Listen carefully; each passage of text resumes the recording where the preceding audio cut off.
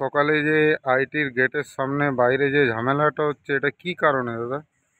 প্রতি বছরের মতো এই বছরও বিশ্বকর্মা পূজার প্রস্তুতি করছিল আমাদের ট্যাক্সি স্ট্যান্ডের কিছু ড্রাইভার এবং মালিকরা। আইআইটির গেট থেকে বেরিয়ে সামনে যে ব্রিজ, সেই ব্রিজের নিচে প্রায় 4-5 বছর ধরে এই পুজো হয়, বিশ্বকর্মা পুজো। তো আগামীকাল বিশ্বকর্মা পুজোর সেই প্রস্তুতি চলছিল। এমন সময় প্রমোদ কুমার এসে তাদের যে প্যান্ডেল, আইটি সিকিউরিটি অফিসার এসে প্যান্ডেল খোলার চেষ্টা করে এবং এদেরকে বাধা দেয়। তখন এরা সবাই চড়া হয়, সেই প্রমোদ কুমারের গাড়ি আটকায়। কেন পুজো বন্ধ করা হয় জিজ্ঞাসা করলে বলে এখানে কোনো পুজো করতে দেবো না, এটা আইআইটির জায়গা, অথচ এটা আইআইটির জায়গা নয়।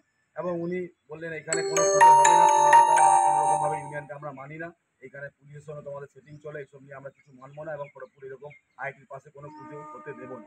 তার আমরা তীব্র প্রতিবাদ করি এবং ট্যাক্সির ড্রাইভার মালিকরা সবাই ঘেরাও করে ওনার গাড়ি আটকে দেয় এবং আইআইটি ওসির নেতৃত্বে উনি গিয়ে আমাদেরকে বলেন যে উনি যদি কোনো অন্যায় করে থাকে আপনারা এসে কমপ্লেন দিন, আমি ব্যাপারটা দেখছি।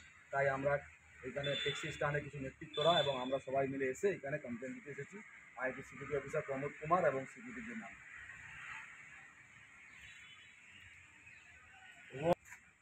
এবং উনি প্রমোদ কুমার যে আছেন সিকিউরিটির, উনি এসে আমাদের ডাইরেক্ট আমাদের দলের নেতৃত্বদের নাম করে এবং পুলিশের সাথে আমাদের সার্টগোল আছে এইভাবে কথা বলে উনি নিজের ডাইরেক্ট গাড়ির থেকে নেমে আমাদের যে পুজো বিশ্বকর্মা পুজোর প্যান্ডেল উনি নিজের হাতে খুলতে যায়। এর জন্য আমরা তীব্র প্রতিবাদ জানাই যে পুজো বা রাজ্যে পুজোর কোনো বন্ধের আমরা পক্ষে না। এর জন্য আমরা তীব্র প্রতিবাদ জানাই, ওনার এগেনস্টে আমরা থানায় কমপ্লেন জানাতে এসেছি।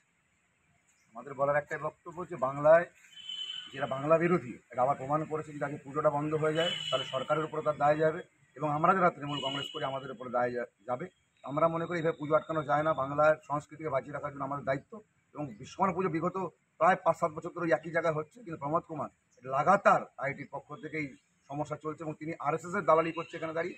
আমরা মনে করি তিনি ওখানে দাঁড়িয়ে যে ভাষায় যেভাবে প্রয়োগ করেছেন সমস্ত বাংলার মানুষকে তথা খড়গপুরের সারাউন্ডিং যত মানুষ তাদেরকে চোর বলেছেন, যারা কাজ করেন তারা চোর, যারা এখানে থাকেন তারা চোর, এই ভাষা তিনি প্রয়োগ করেছেন এবং প্যান্ডেল খুলে দিয়েছেন নিজে হাতে।